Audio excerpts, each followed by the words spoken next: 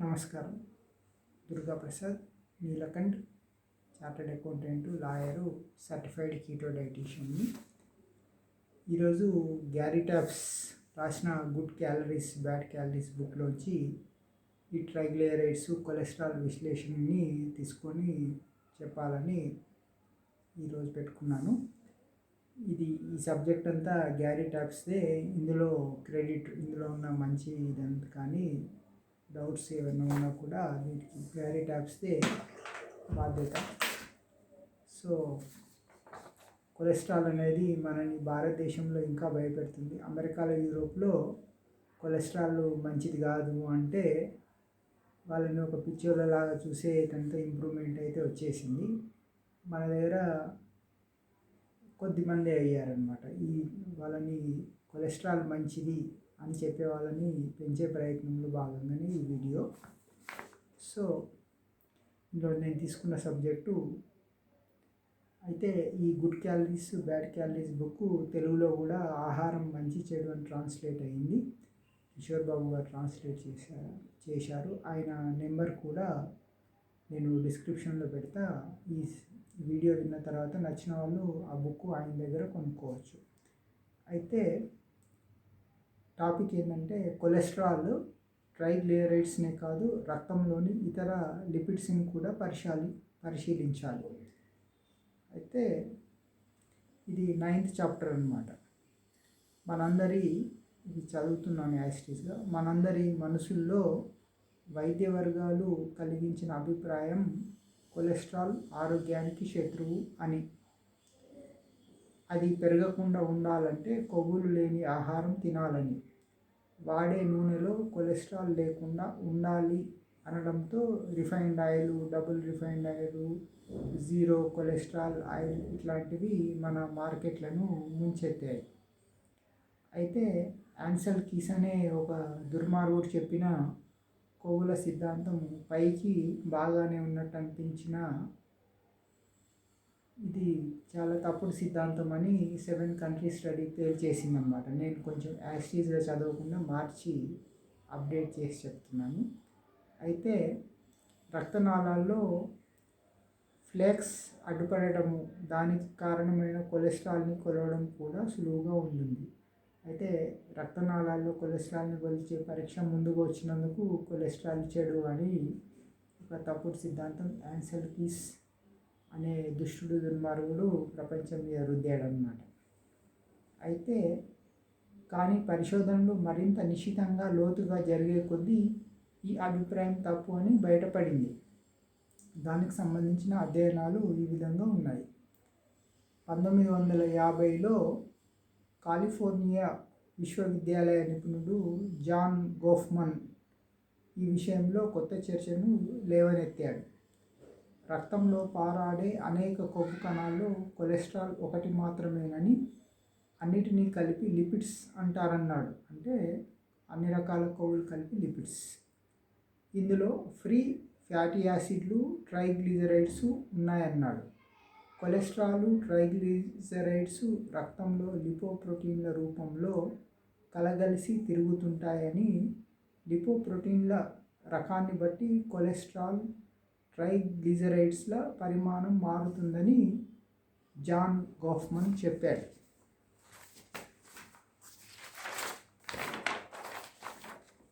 మొత్తం కొలెస్ట్రాల్ని ఒకేసారి కొలిచినంత మాత్రాన సరిపోదని డాక్టర్ జాన్ గోఫ్మన్ చెప్పాడు. గుండె జబ్బుకు కారణం ఏదో ఒక లిపోప్రోటీన్ లోపమో లేక లిపోప్రోటీన్లలో అసాధారణ కేంద్రీకరణ ఉండడం వల్లనో కావచ్చని అతను ఊహించాడు. వాటి సాంద్రతను బట్టి 3 రకాలుగా అంటే ఎల్డిఎల్, హెచ్డిఎల్, విఎల్డిఎల్గా వర్గీకరించారు. ట్రైగ్లిజరైడ్లు విఎల్డిఎల్తో కలిసి సంచరిస్తాయి. ఎల్డిఎల్ గుండె జబ్బులకు కారణం కావచ్చునని, అయితే ఆడవారి కంటే మగవారిలో, అలాగే మగవారిలో కూడా యువకుల కన్నా వయసు పైబడ్డ వారిలో, అలాగే ఆరోగ్యవంతుల కన్నా డయాబెటిక్ మధుమేహ రోగుల్లో గుండె జబ్బుల ప్రమాదం ఎక్కువ అని జాన్ గోఫ్మన్ 1950లో రాశాడు. అయితే లిపోప్రోటీన్లను విడగొట్టి అధ్యయనం చేయడంలో వైద్య వర్గాలు పెద్దగా ఆసక్తి చూపలేదు. ఎందుకు అంటే మెడికల్ మాఫియా అన్నమాట. గాఫ్మన్ మాత్రం ఎల్డిఎల్, విఎల్డిఎల్లు గుండె జబ్బును పసిగట్టగల అంశాలని, అంతకన్నా ఆ రెండింటిని విడివిడిగా కొలిచాక వాటిని కలిపితే వచ్చే అథెరోజెనిక్ ఇండెక్స్పై ఆధారపడవచ్చు అని అన్నాడు. పరిశోధనలోకి వెళ్ళే కొద్దీ కొవ్వులు తగ్గించిన ఆహారాల్లో కార్బోహైడ్రేట్లు పెరగడం వల్ల విఎల్డిఎల్ పెరిగింది. కొవ్వు తగ్గించిన కొద్దీ కార్బు పెరిగి ఆటోమేటిక్గా దానివల్ల విఎల్డిఎల్ పెరిగింది కొలెస్ట్రాల్లో. అందువల్ల తక్కువ కొవ్వు ఎక్కువ కార్బ్ ఆహారాలు గుండె జబ్బుల ప్రమాదాన్ని పెంచుతున్నట్లు తేలింది. అందువల్ల కొవ్వుల ఆహారం, ప్రత్యేకించి జంతు కొవ్వుల ఆహారం వల్ల గుండె జబ్బుల ప్రమాదం పెరుగుతుందని చెప్పడం సరికాదన్నాడు జాన్ గాఫ్మన్.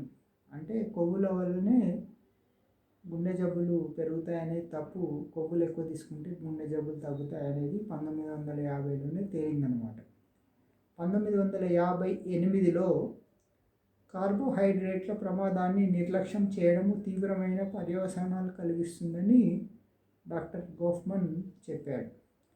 అదే కాలంలో రాక్ఫెల్లర్ యూనివర్సిటీకి చెందిన పీట్ అహెరెన్స్ కూడా ఇలాంటి నిర్ధారణకే వచ్చాడు. లిపిడ్ మెటబాలిజం, కొవ్వు జీవక్రియల సంబంధ విజ్ఞానంలో నిపుణుడైన ఈయన ట్రైగ్లిజరైడ్ల పైన అధ్యయనం చేశాడు. కొవ్వులు పెంచి ఇచ్చినప్పుడు ట్రైగ్లిజరైడ్లు తగ్గడం గమనించాడు. కార్బుల వల్లనే పెరుగుతున్నాయి కనుక ఈ జబ్బుని కార్బోహైడ్రేట్ ఇండ్యూస్డ్ లిపిమియా, అంటే పిండి పదార్థాల ప్రేరణతో పెరిగిన కొవ్వులుగా దాన్ని పిలిచాడు. జబ్బు తీవ్రమయ్యే కొద్దీ రక్తంలో కొవ్వుల శాతం పెరుగుతుంది. కొవ్వు ఆహారంపై కన్నా కార్బోహైడ్రేట్ ఆహారంతో ఇది ముడిపడి ఉంది అని రాశాడు. పీట్ అహెరెన్స్ రాశాడనమాట. శారీరక శ్రమకు సరిపడిన క్యాలరీల ఆహారం మాత్రమే తీసుకున్నప్పుడు ట్రైగ్లిజరైడ్లు పెరగడం లేదని కూడా గమనించాడు.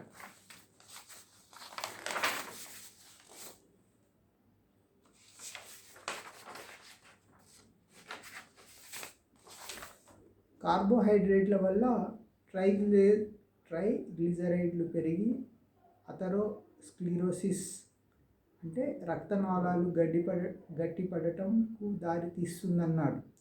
ఊబకాయం ప్రపంచమంతా విస్తరించడానికి కార్బోహైడ్రేట్ ఇండ్యూస్డ్ లిపిమియా కారణమవుతుందని స్పష్టమవుతున్నప్పుడు ప్రజలందరినీ తక్కువ కొవ్వుల ఆహారం తినమని చెప్పడం ఎలా సరైందని ప్రశ్నించాడు.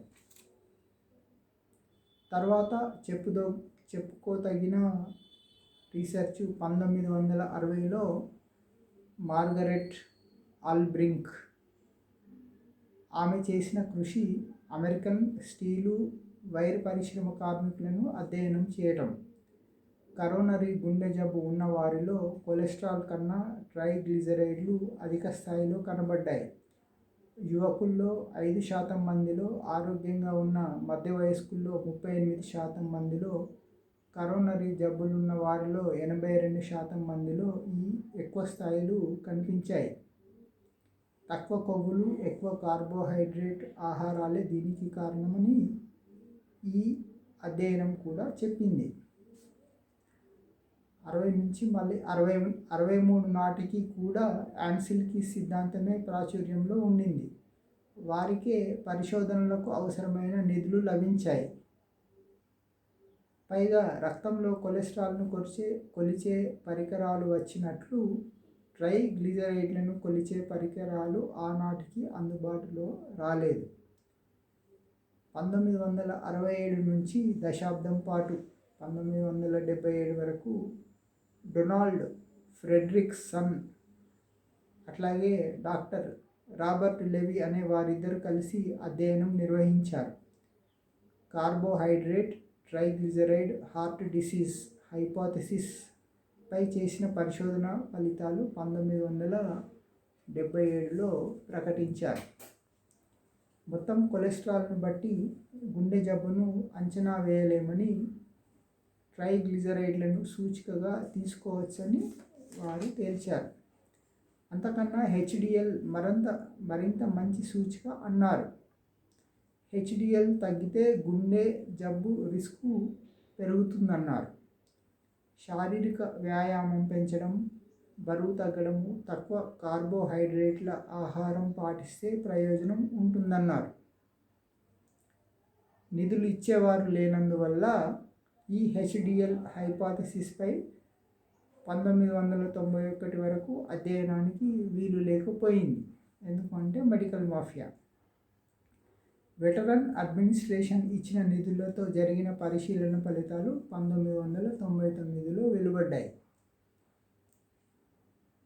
హెచ్డిఎల్ను పెంచడం ద్వారా గుండె జబ్బును నివారించవచ్చని, తక్కువ కార్బోహైడ్రేట్ ఆహారాలే దీనికి మార్గమని చెప్పాయి. నెక్స్ట్, రొనాల్డ్ క్రాఫ్ట్స్ అనే ఆయన ఎల్డిఎల్ను విడగొట్టాడు. ప్యాటర్న్ ఏ ప్రమాదకరం కాదని, ప్యాటర్న్ బి బాగా చిన్నదిగా సాంద్రీకరించి ఉంటుందన్నాడు. ప్యాటర్న్ బి ట్రైగ్లిజరైడ్లు అధికంగా ఉంటే అది హెచ్డిఎల్ను తగ్గిస్తాయని, అది నష్టదాయకమని రొనాల్డ్ క్రాఫ్ట్స్ తేల్చాడు. ఆహారంలో కొవ్వులు పెంచుతూ పోతే గుండె జబ్బు తగ్గిందని రొనాల్డ్ క్రాఫ్ట్స్ ప్రకటించాడు. కానీ ఆయన పరిశోధనను వైద్య వర్గాలు నిర్లక్ష్యం చేశాయి.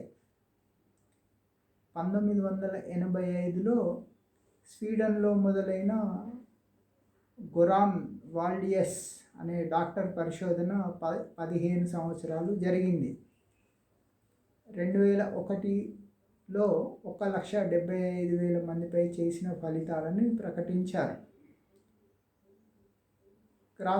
రొనాల్డ్ క్రాఫ్ట్స్ చెప్పినట్లే ఎల్డిఎల్లో ప్యాటర్న్ బిను విడగొట్టాలని, అది గుండె జబ్బును సూచిస్తుందని ఈయన కూడా చెప్పాడు. ఈ రకంగా రక్తంలోని లిపిడ్లపై అధ్యయనాలు జరిగాయి. మందుల పరిశ్రమ తన అమ్మకాలు పెంచుకునేందుకు కొలెస్ట్రాల్ స్థాయిలపైనే దృష్టి పెడుతుంది తప్ప పరిశోధనలను లోపలికి వెళ్ళనివ్వలేదు. కార్బోహైడ్రేట్ ఆహారాలే గుండె జబ్బులకు కారణమైన కొవ్వుల పెరుగుదలకు దారితీస్తున్నాయని పై పరిశోధనలన్నీ స్పష్టం చేశాయన్నాడు గ్యారీ ట్యాప్స్. నెక్స్ట్, ట్రైగ్లిజరైడ్స్ ఈ వ్యాసంలో చెప్పాడు కాబట్టి అసలు ట్రైగ్లిజరైడ్స్ అంటే ఏమిటి అనేది కూడా చెప్పారు. 3 కొవ్వు ఆమ్లాలు ఒక గ్లిజరాల్ అణువు సంయోగం చెందడం వల్ల ఏర్పడే కొవ్వు పదార్థమే ట్రైగ్లిజరైడ్. 3 కొవ్వు ఆమ్లాలు ఒకే రకానివైతే వాటిని సింపుల్ ట్రైగ్లిజరైడ్స్ అని, 2 లేదా 3 వేర్వేరు రకాల కణాలు కలిస్తే అప్పుడు కాంప్లెక్స్ లేదా మిశ్రమ ట్రైగ్లిజరైడ్లని అంటారు. మన శరీరంలో శక్తి నిల్వ ఉండే రూపాల్లో ట్రైగ్లిజరైడ్లు ఒకటి.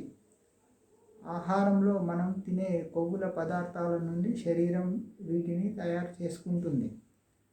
వెన్న, నూనెల నుండి గ్రహించడం ద్వారానే కాకుండా శరీరంలో తక్షణ శక్తి అవసరాలు పోను మిగిలిన క్యాలరీల ఆహారాన్ని శరీరం ట్రైగ్లిజరైడ్స్గా మార్చి కొవ్వు కణజాలాల్లో నిల్వ చేస్తుంది. మన బాడీలో కొవ్వు పెరగడానికి ప్రధాన కారణం మనం అవసరమైన కంటే ఎక్కువ ఆహారం తినడం అని పరిశోధనలు తెలియజేస్తున్నాయి. విఎల్డిఎల్ కొలెస్ట్రాల్ వీటికి వాహకంగా పనిచేస్తుంది. శరీరానికి శక్తి అవసరమైనప్పుడు ఇవి విచ్ఛిత్తి చెంది శక్తినిస్తాయి. రక్త పరీక్ష ద్వారా ట్రైగ్లిజరైడ్ల స్థాయిని కొలుస్తారు. సో ఇది సబ్జెక్టు. నేను చదివి చెప్తే కొత్త వాళ్ళకి నమ్మకంగా ఉంటుంది కదా, కొలెస్ట్రాల్ మంచిదే అని చెప్పడం జరిగింది. సో మళ్ళీ మరొక వీడియోలో మళ్ళీ కలుసుకుందాం. Thank you.